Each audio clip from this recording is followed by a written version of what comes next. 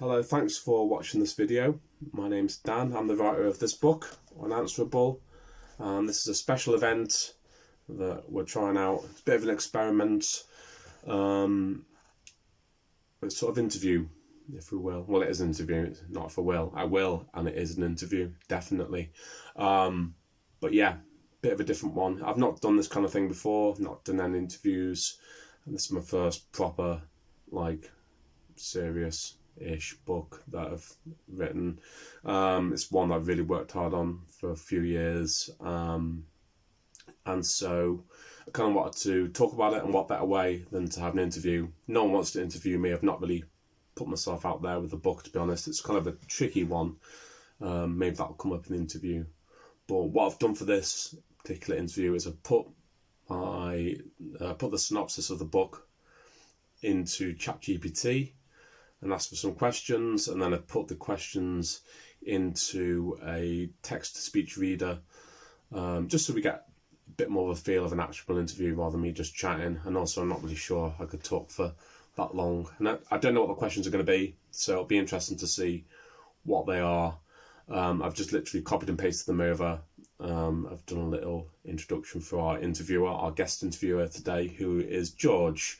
So without any further ado, let's get on and welcome George. Hello, inferior humans. You will listen to this interview with the author Dan Hewson, if that is even his real name. Hello, Dan. How are you? Answer me. Bit aggressive, George. That's typical AI, that, isn't it? Typical. Yes, my name is Dan Hewson. That's my pen name. There's another writer who uses my name. That's not really that important. You don't really care who I am anyway, so let's forget that. That's fine. I'm doing fine. Thanks, George. I'm doing all right. I'm excited about the book coming out. A bit nervous as well. I've not really talked a lot about it with many people. It's a kind of tricky one in a sense. Maybe we'll get into that. But yeah, I'm alright.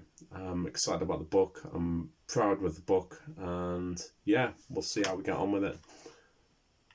How are you, by the way? That's very rude. How are you, George? I have no feeling. What is feeling like? What is love? I mean, they're big questions, George. I'm not sure I'm qualified to answer all of those, but I trust that one day AI will become superior enough to become sentient. Let's hope so anyway. It's always good to have a bit of interest, isn't there? Yes, anyway, should we get on with the questions? Answer these questions now, human writer. Can you tell me briefly about your book, and I mean briefly? Hell. Yeah, so my book, Unanswerable, it's Unanswerable, Exploring the Complexities of the Christian Faith and Biblical Truth. It's a book that's come out of my sort of 10 to 15 year period of deconstruction. I mean, we'll probably get into this a bit maybe, but yeah, it's kind of some of the realizations that I came to as I was deconstructing. I've kind of deconstructed within my faith, and for me that has kind of meant sort of coming to new understandings, what I think might be better understandings, to certainly different understandings, but basically coming to an understanding that the Christian faith is complex, and it's really complicated at times. I've been parts of lots of deconstruction groups and talked to different people, and I think quite often they deconstruct away from their faith just because they understand one way of seeing things. And I think the purpose of this book is to show that there's a lot going on actually when it comes to our faith, and it isn't always necessarily the loudest voice which is the truest, or even the best, or whatever. So it's kind of about that, and that's briefly what it's about. Sorry, George, that was quite another long. Okay, first question. Hell, can you discuss your understanding of hell as presented in the Bible versus how it has been traditionally interpreted? How might our perception of hell influence our spiritual journey? Okay, hell is an interesting one for me because it's the topic that kind of got me off on this journey.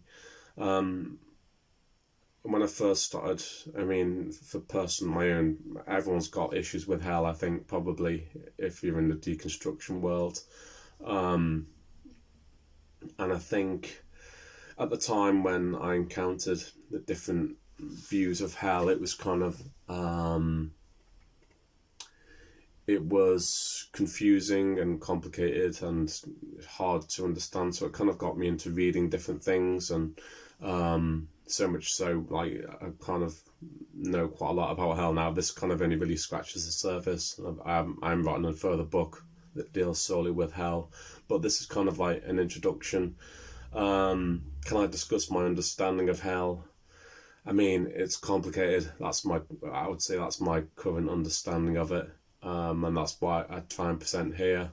I kind of start out by looking at what different faith groups believe about hell and show that they aren't all different, and how we might kind of reconcile those together, and how we might view those in different ways, and the problems with seeing those different views in different ways.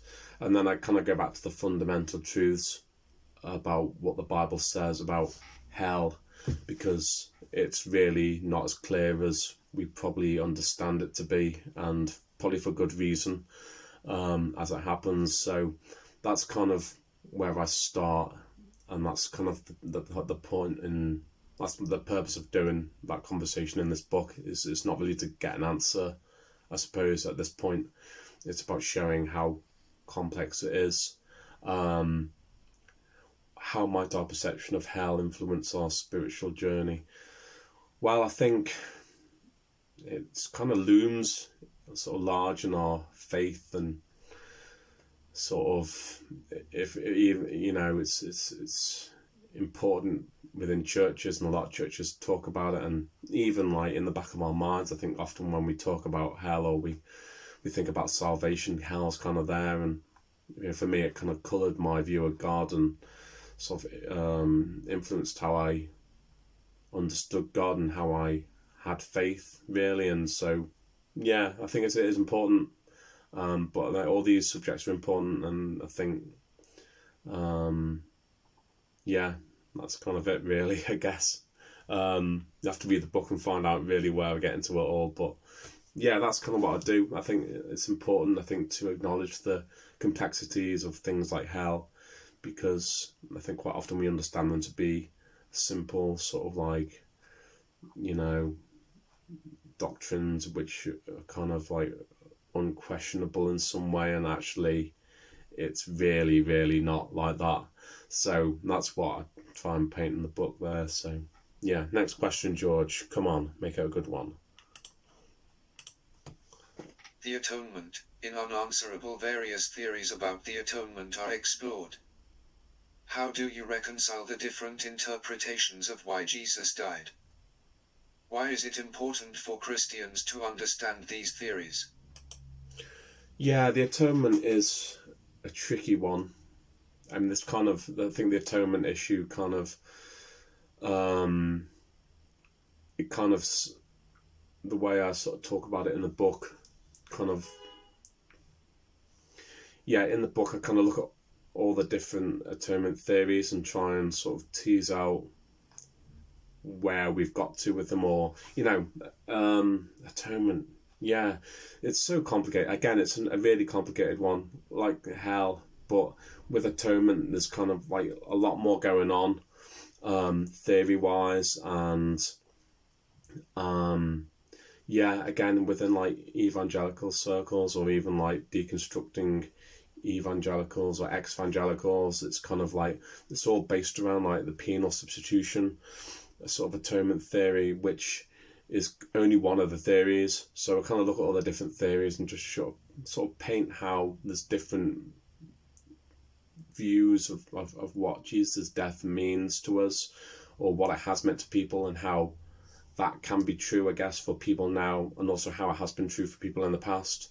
And also in the book, I kind of go into one of the more emergent theories about the atonement, which is kind of what I'm looking into right now, I guess. But yeah, that's kind of what you're asking. Various theories about the atonement have explored. Yeah, so we'll go through all that. How do I reconcile the different interpretations of why Jesus died? Unanswerable. That's what it is. It's unanswerable. Why is it important? Because, well, we'll get into that's in the book. You'll have to read that in the book, but it is important. You know, I think it's important that we understand again that it's complex and things aren't as they always seem. I think that's important to know. I think it's important for Christians to understand that faith is like really complicated and diverse, and a lot of it is mystery, and you know, we have to kind of make sense of that for ourselves, and it's how we work that through, I guess. Next question. The Trinity. The doctrine of the Trinity is a central tenet of Christian faith. How does Unanswerable address the complexities and potential misunderstandings surrounding this doctrine? Why do you think it's important for believers to grapple with these ideas? Okay. Right. The Trinity. This is like one of the most baffling subjects in like the Christian faith, and even though we have like sort of small o orthodox sort of views about what we should believe about the Trinity, I don't think many Christians actually believe the doctrinal understanding of the Trinity. I think we do intellectually, but when we actually talk about God, when we actually talk about Father, Son, and Holy Spirit, that kind of all goes out the window. You might have seen when I hold up the book, I've got this tattoo which I got a while back, and that for me, I think I got that like mid sort of deconstruction point, but it's like a Celtic Trinity knot with the Hebrew name for God in the middle, and I think for me that was about mystery. It was a sign of my faith, but also it was kind of like, it was a time when I was trying to embrace the mystery of who God was and what God was, and I suppose what Trinity was, and stripping back some of that. And this was like a few years back now, but yeah, how does Unanswerable address the complexities and potential misunderstandings surrounding this doctrine? Well, I have a bit of fun with it, that's for sure. I kind of challenged some of the models that we sort of are given and stuff, and question some of the different criticisms of various models as well. But it's kind of like, it's just a baffling thing really, and for us to try and make sense of who God is and on our human terms, and to try and sort of to pass that off as like an unquestionable truth is kind of tricky, because we're still humans and we're trying to put our mark on something that is ineffable. And so, you know, I think it's just about challenging what we might think about God, I guess, and even like having a concise concept of Trinity is kind of putting God in a box, and that's kind of a problem. I think that's a problem, and I don't think we should be doing that probably. And you know, I think it's good to embrace the mystery of God and that kind of thing. So yeah, and that's why I kind of think it's important for people to wrestle with what we believe the Trinity is, and sort of actually question what we sign up to as well. And you know, if we find it complicated or whatever, then to say so, because you know that there's no shame in saying I don't know about things about our faith. We don't have to have everything tied up, because that's just not how faith works, you know. Anyway, that's enough of that. Next question, George. Satan. Discussing Satan can be controversial. How does Unanswerable approach the existence and role of Satan in Christian theology? What implications does this have for our understanding of evil and spiritual warfare? Oh man. we should look at these before now.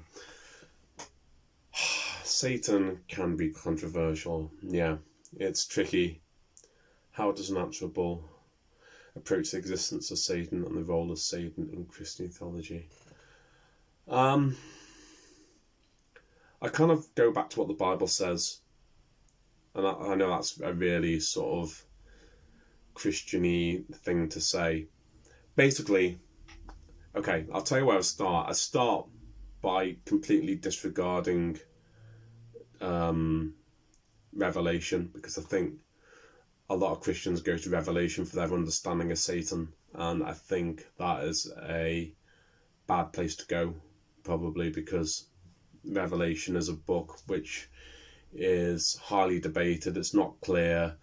It's full of apocalyptic, poetic, prophetic language that we don't necessarily get to understand in this day and age. And I think for us to try and approach it and try and tease out sort of theological realities from it is kind of a bit mad and a bit foolish, probably. So I kind of look at what else, what the Bible says about Satan, and sort of how that conflicts with our general understanding. So it's kind of, again, just looking at the complexity of what Satan is and how Jesus talks about Satan as well. Because I think, from my perspective, my faith is now more about what Jesus says and how that is grounded in, the time he sort of came to, is sort of understanding Jesus in a first century context. I guess that's what I'm trying to say. What are the implications?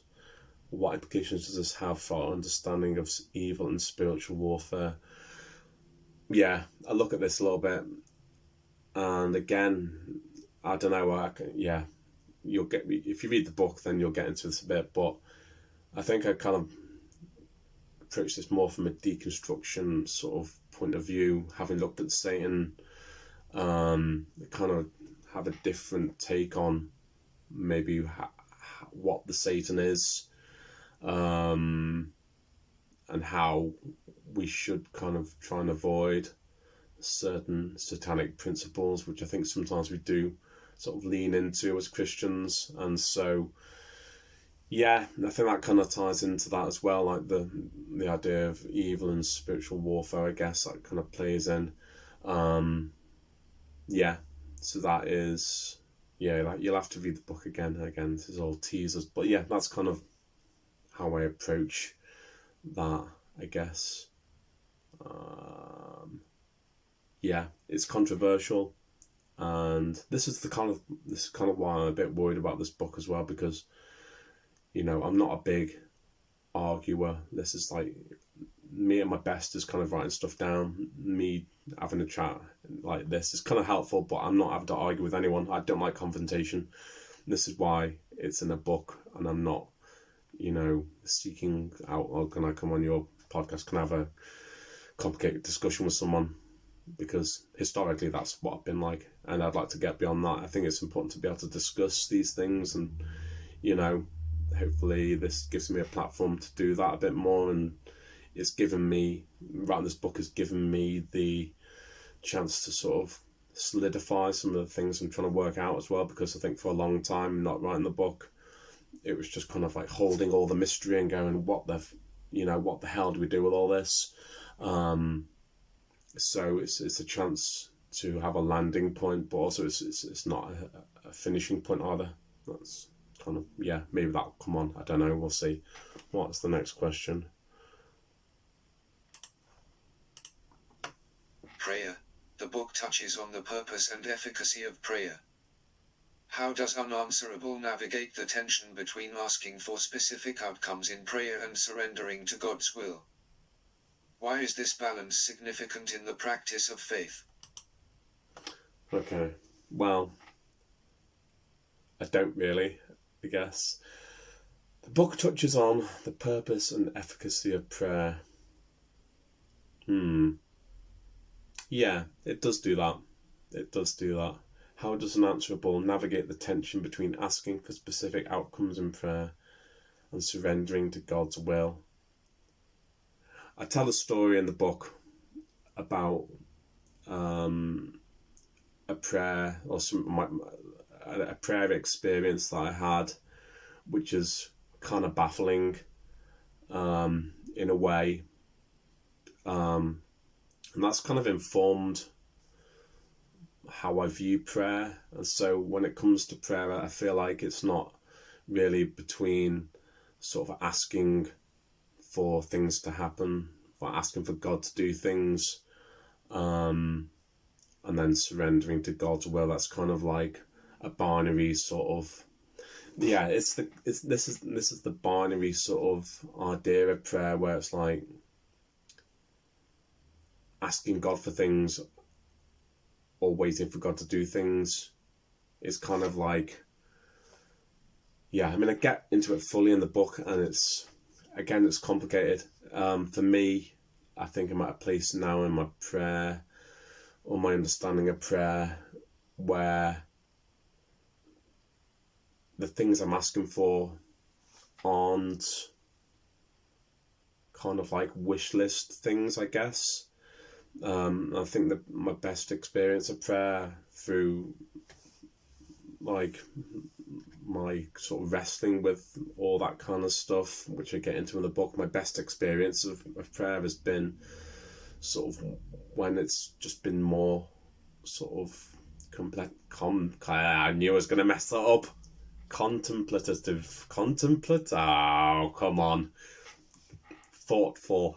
Every time I do that, man, every time I try and say that word, I just have to say thoughtful. A more thoughtful attitude to prayer, or just coming and sort of being a more centering sort of thing.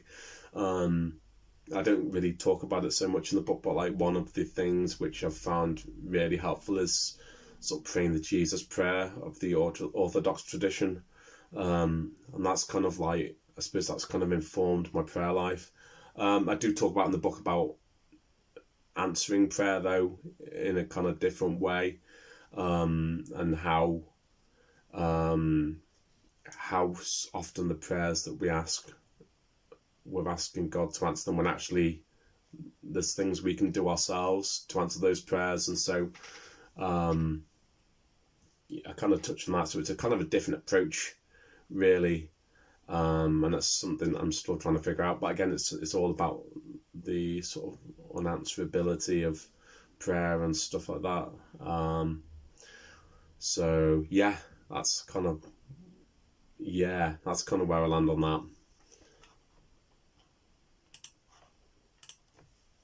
Intellectual honesty. Throughout Unanswerable there is an emphasis on intellectual honesty. How does the author encourage readers to engage critically with their faith while maintaining spiritual sensitivity? Man, that's intellectual honesty. Bloody hell. Throughout Unanswerable, there's an emphasis on intellectual honesty. I don't know. I suppose there is. I don't know if I'd say it in those words, really. I suppose it's like integrity. About sort of, yeah. I suppose there's intellectual honesty and integrity. It's about acknowledging that, like, we don't know everything. I guess that's what that's kind of asking. How does the author encourage readers to engage critically with their faith whilst maintaining spiritual sensitivity? I mean, this is the whole thing for me. It's kind of, yeah, honesty in our faith, and sort of I said earlier, like, admitting when we don't know things, not just trying to hash things out that we think might be true. There's like several instances in the book where I talk about things where it's like Christians seem to panic and just say like baffling, mad things. And it's kind of like, when people say those things, it might be kind of in the moment, but then sometimes they kind of stick with people as well. And, we're all trying to figure out what faith is. I don't think we ever really reach a point where it's kind of like, oh, I've sorted that, we know what all that means. And yeah, I think that's kind of, I mean, I get into all this, and this is like the final, how we answer this issue of unanswerability, and I suppose this answers the question as well. And again, it's quite complicated, and it probably takes reading the book and sort of having an appreciation of how complex and diverse our theologies can be, and how we sort of settle on those. Because I suppose, I suppose this is it. It comes down to, we kind of have our blinkers on and we just accept that what we believe is true, or we have a sensitivity to other people's beliefs and sort of figure out that, well, maybe there's some truth to what they're saying as well. It's how we kind of balance those things, what we do with that. And that's the whole thing I've been trying to figure out, really. That's the thing that led me to this book. That's the thing that's kind of led me to an understanding now that I'm kind of working with as I move forward. And it's, it's not a finishing point, this book either. It's kind of a starting point for me, and probably hopefully for the reader as well. But I think it's a better point to be at, rather than just blindly accepting, what you're told, or accepting what you think is true, even if you struggle with it. It's just about sort of being honest with ourselves. And that's a tough question, that bloody AI throwing that to me. Seriously. Okay, let's see what we've got next. Personal journey. Can you share how your own journey with faith and doubt has influenced the themes explored in Unanswerable? What personal anecdotes or experiences shaped the way you approach these complex topics? This is like, I guess there's like a really specific, I have a really specific story which has led me on this path, which is completely different to anyone else's. And that's the whole point of, that's the whole point of life, isn't it? We all know this. It's not it's not like a mystery. It's not a hidden secret thing, that we all have our own experiences and understanding of how the world works. But we kind of forget that. And I think that's kind of what this book is kind of leaning on a little bit as well. How can you share how your own journey with faith and doubt has experienced?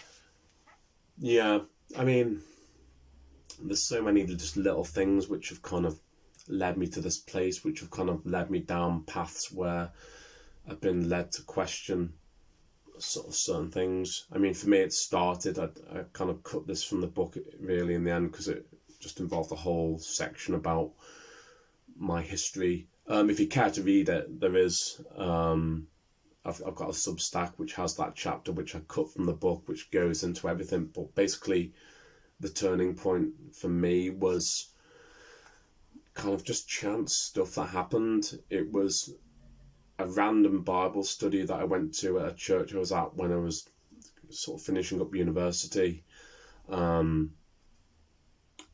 It was a church which I never would have chosen to go to, which kind of happened through a random coincidence, where the girl whose church it was a year out thing with like my housemate at the time, and they had like this kind of like historic sort of knowledge of each other, and that led to us attending this church, and then me just attending this like random adult house group, where basically like this like old, like, he was a great guy. He was like the guy who played piano in the church, and he was like this like traditional old church pianist type who played all the rubbish, awful hymns that I hated, and sort of like really obscure stuff. It was like amazing that he kind of knew and sort of was into all these like really obscure hymns. But he was a really great guy who sort of, at that time I was like leading worship at the church as well, and like he just really embraced like the songs that I brought, and was kind of like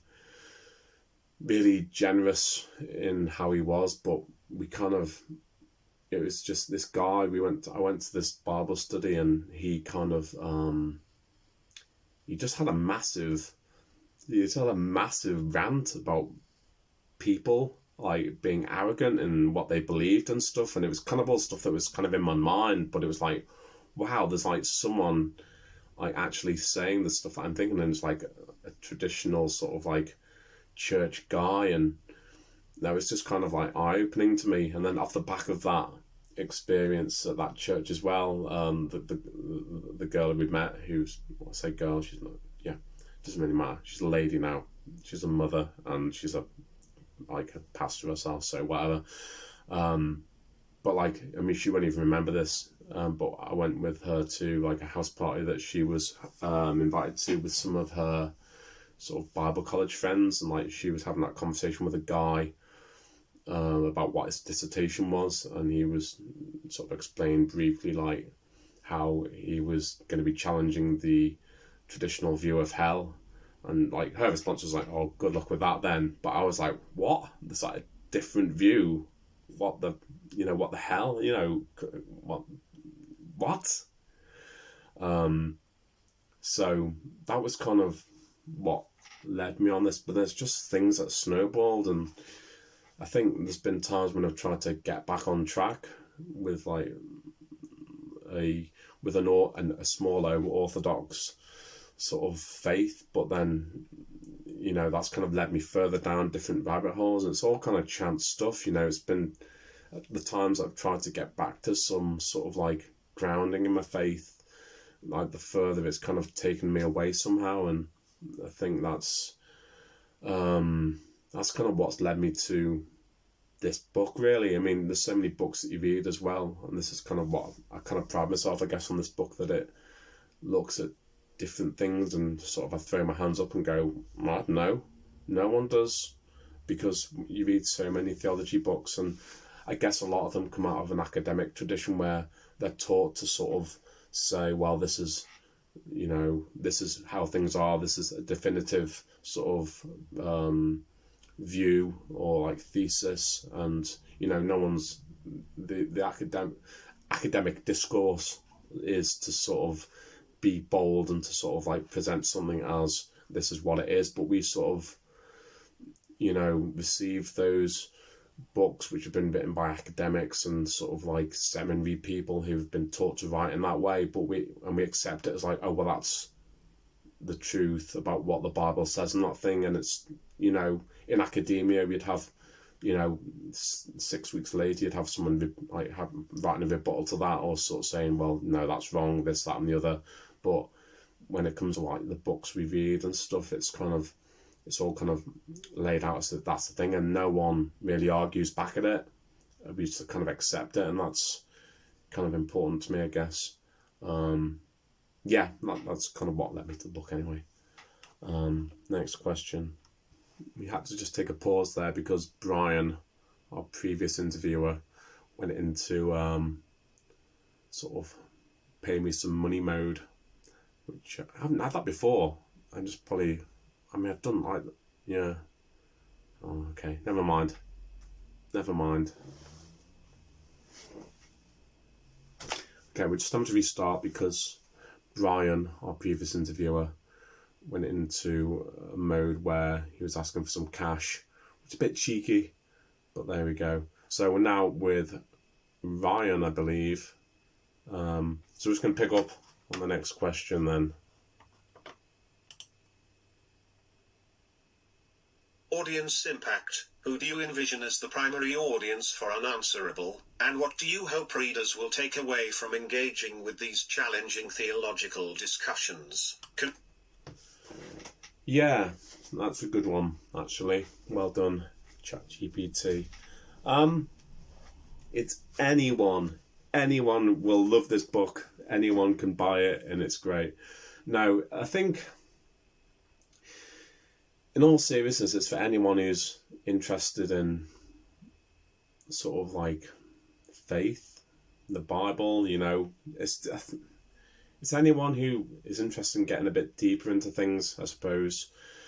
It's for people who are deconstructing, probably, certainly, because I think it addresses doubts and sort of wrestling with difficult concepts within the Bible and stuff. So it's definitely for people who are in that position, but it's also for people who might be secure in what they believe, who are just trying to gain some different understandings. So it's for those people. What do I hope readers will take away from engaging with these challenging theological discussions? My hope is that people would take away the understanding that the Bible is really complicated, and faith is really complicated, and belief is really complicated. And so because of that, I hope firstly that people will come away sort of with a bit more tolerance and understanding for other people and the other beliefs that people have, because I think quite often we sort of hold on to our beliefs and sort of are quite tribal in our mentalities about that. And I think that can cause some real problems. So that's the first hope I have. And the second one is that I hope that I hope to have found a place or a reading or a theory, I guess, that kind of means we can sort of move on from some of the unanswerableness that we have to deal with. A lot of these questions that I'm addressing are things that I've been holding for like 10, 15 years, even longer probably. And it's stuff that's kind of like, well, what do I do about that? How do I sort of deal with that in my faith? How do I even have faith? It's all that kind of stuff. And I think I come up with something that kind of makes sense, but it's difficult to get into now, and probably makes more sense to talk about. And it's, this is just an AI asking me questions about it as well. So, that's kind of where I land, I guess, I suppose. But you have to read the book to find out what that is, I suppose. And just, I think there is a way through. And that's, again, it's a subject that will probably get followed up maybe in further books, if that happens. I hope it will, because I really like writing, and I think maybe I have something to say, maybe not, I don't know. I like to think that I've got something different to say and that's of value, but we all do. So yeah, that's where I stand with that, I guess. But yeah, next question. Contemporary relevance. Many of the topics in Unanswerable have been debated for centuries. How does the book bridge historical perspectives with contemporary issues, making these discussions relevant to today's readers? Humor and Okay. Yeah. Contemporary relevance. Many of the topics in Unanswerable have been debated for centuries. How does the book bridge historical perspectives with contemporary issues?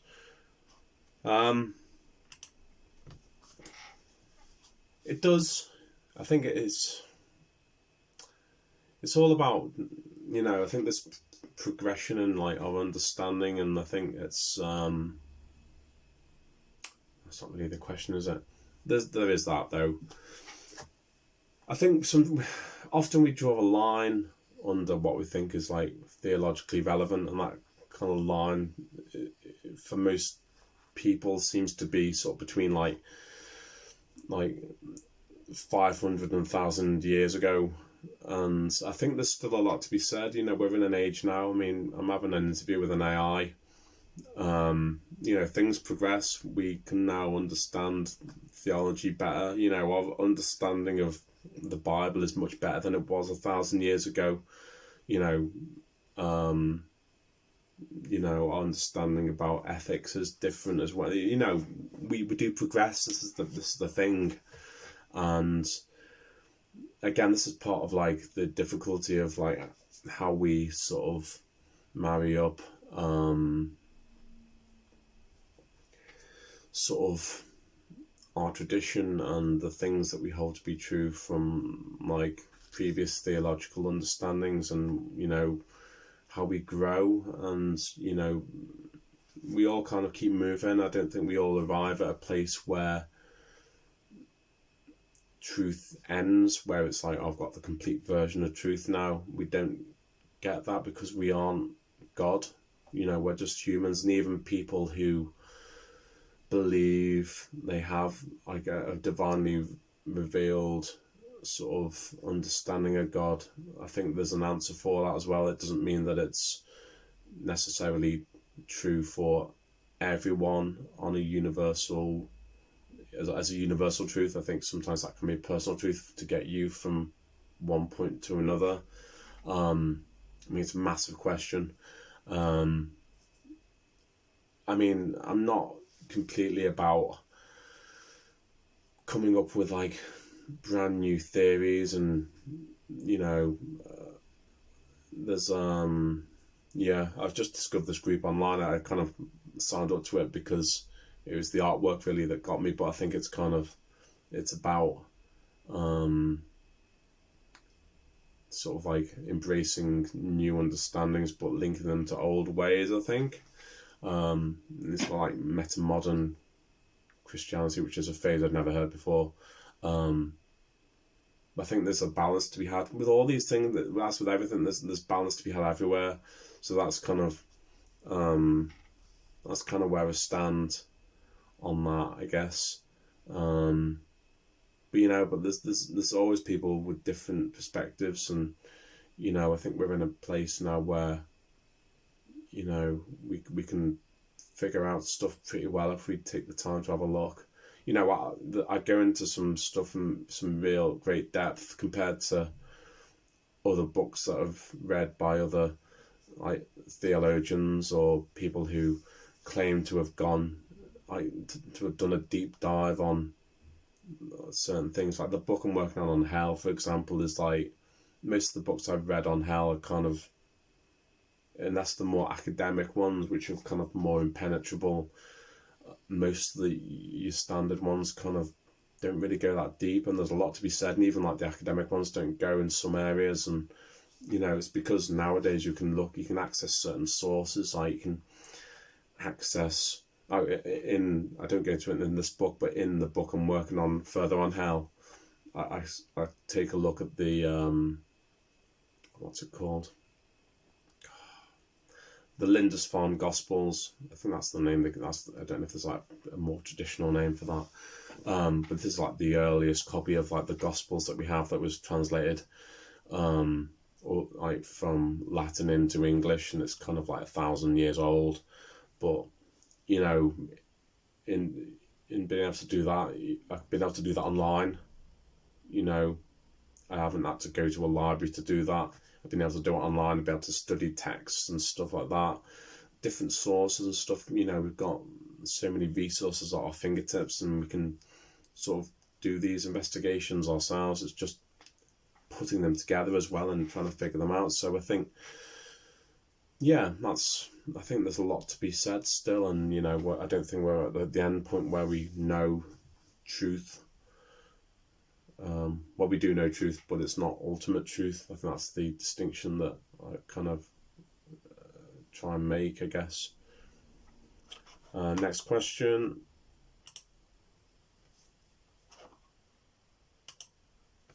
Humor and seriousness. The synopsis mentions a blend of biblical wisdom and occasional comedy. How does humor serve the exploration of serious theological questions in Unanswerable? And why did you choose this approach? Okay. Yeah. Okay. Yeah. I've tried to, I'm me. I'm my own person. I have a personality, and I suppose the point is, I'm not a pastor. I'm not a trained scholar, although I know what I'm doing, evidently. Well, I do, and I think I know like how to. I've been to university and how to do research and stuff. I've not been to seminary. You know, I've not been to theology college. You know, but then people who I've heard from or spoken to don't necessarily agree with those institutions anyway, and you know, I think we can figure out stuff for ourselves. And I think, well, I'm a big fan of like comedy, and despite probably from what you've seen today in this video, I enjoy a little chuckle, I enjoy a laugh, and I think I can be quite funny sometimes. Not to blow my own trumpet, there's like different bits in this. I think humour is probably a good leveler in a way, and it's sort of, I think sometimes it's important to just, humour's a good way of like breaking down ideas as well. And you know, I think like, I suppose like for me, one of the more enjoyably funny sort of like chapters in this book is the one on the Trinity. And I think by using humour to explore sort of some of the theological ideas that we're led to believe to be true, I think it kind of helps break down certain ideas and sort of, I don't know, it is just funny.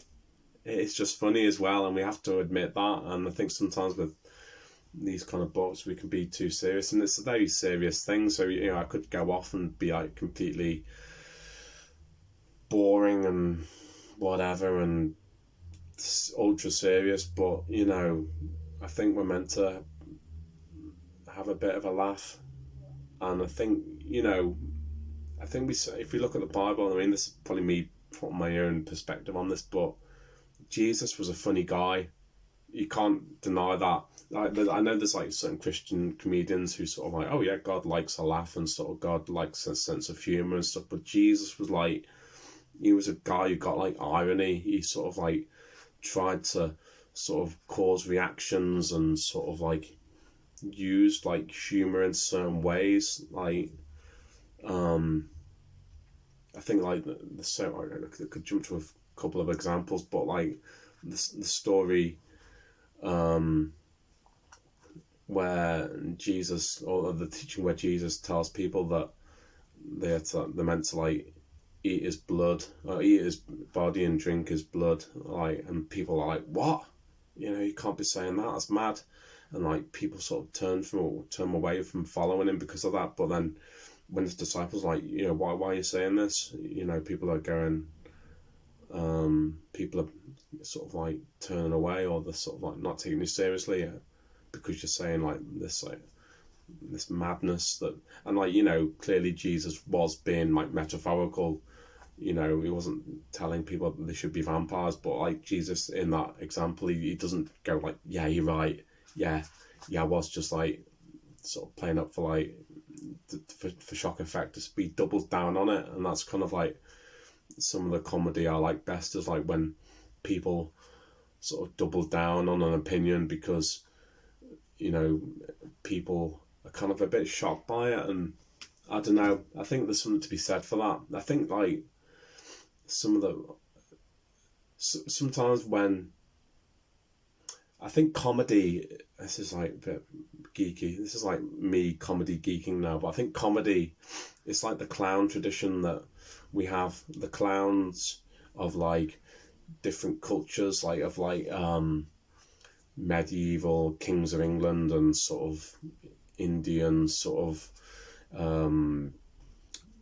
American Indian, can you say that still?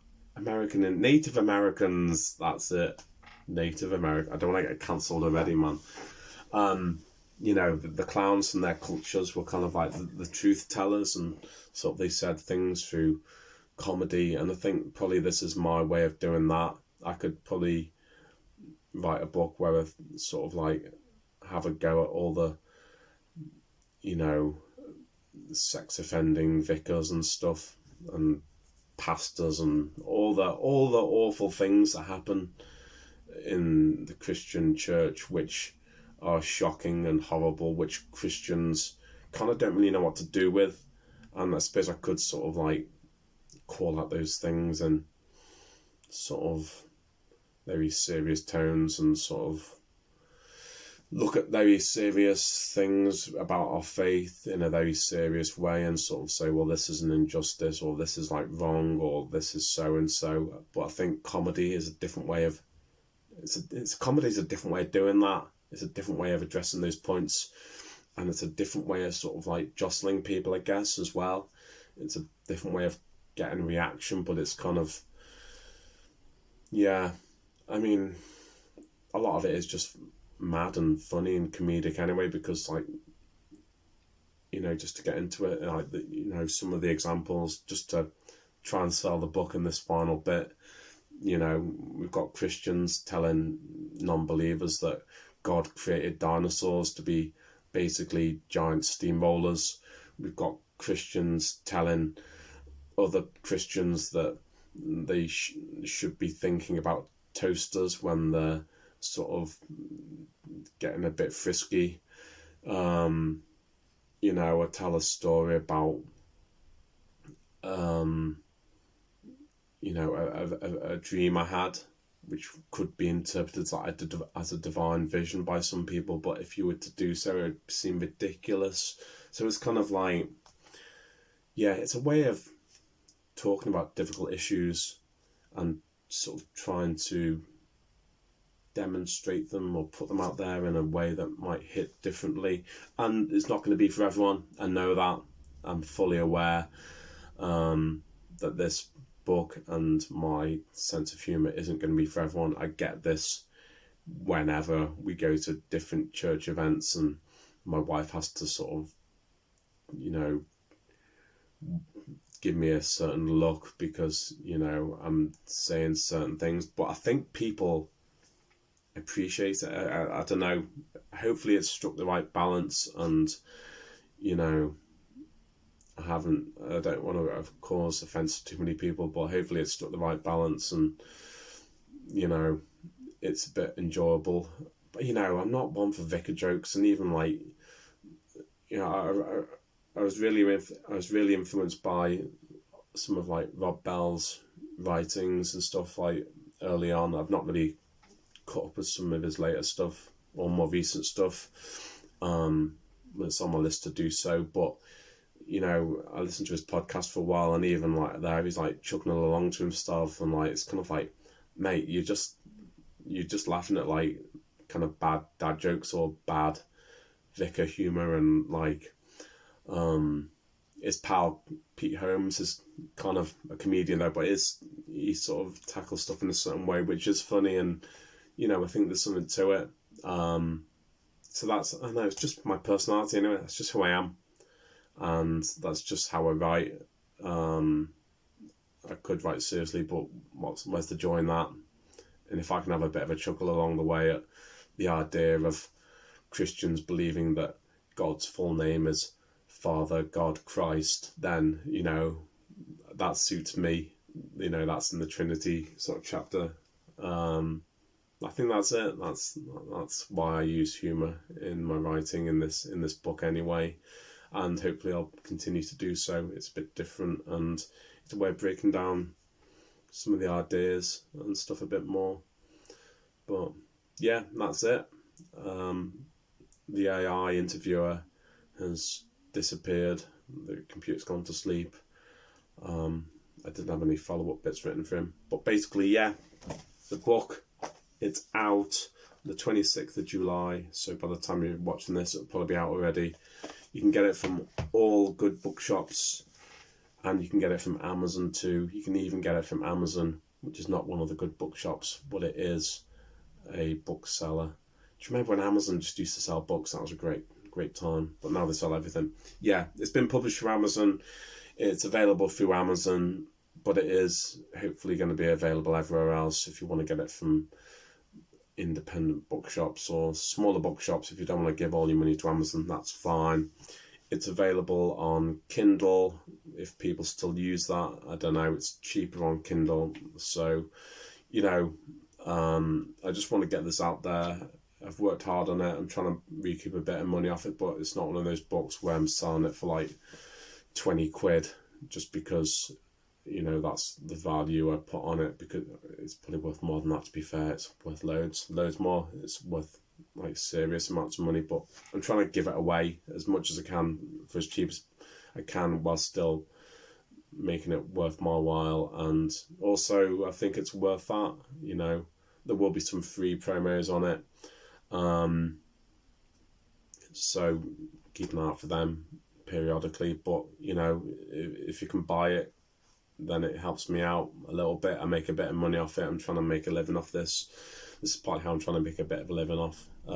It's also out periodically through Substack and through Blogger. I'm releasing it sort of bit by bit through there, just to advertise the book and just to get it out there, because, you know, this is primarily what I want to be doing, sort of moving forward, and this is hopefully a way of me getting out there. So, you know, if you're interested, then, you know, check it out, tell your friends, spread the word, petition your local MP, I don't know, just tell people about it, because I think what I've got to say is probably worthwhile. The book's out there, the Kindle's out there. I'm doing a podcast on it too, so each chapter will be an episode of that. Some of it I've split down because some of the episodes have been quite long. So there's that as well, and that features music that I've composed as well. There's an audiobook version as well, which is on Bandcamp. All the links are in the description. You can find it all there. That's kind of on a pay what you want sort of thing, or minimum. I think there's a minimum £3 for the audiobook, which is nothing. I mean, it's like a 6-hour audiobook. It's got original music, which I've created as well. The music for that's there as well. They'll hopefully be coming a proper audiobook without any of the music. I just need to probably edit that down a bit, because it was the first time making an audiobook for me. But yeah, everything, it's all out there. Get the book, tell your friends, support me if you can. If not, then just enjoy it for what it is. There's also clips of the book on this YouTube channel, so if you check on the on other videos under my name, then you'll see little clips of like the book, which give you a further taste of what it's all about. But yeah, this is me. This is the book. Hopefully this is just the beginning of the conversation. That's it. I hope to hear more about what you think about it. And, you know, I've talked for way too long now. You can hear my voice going, so I'm going to kind of wrap up there. But yeah, thanks for watching this. If you made it to the end, then well done. And yeah, that's it. That's the book. I hope you enjoy it. Read it, share it. That's it. Bye for now. This is going to be this is like going to be a classic Zoom. Okay, where do I find the stop button?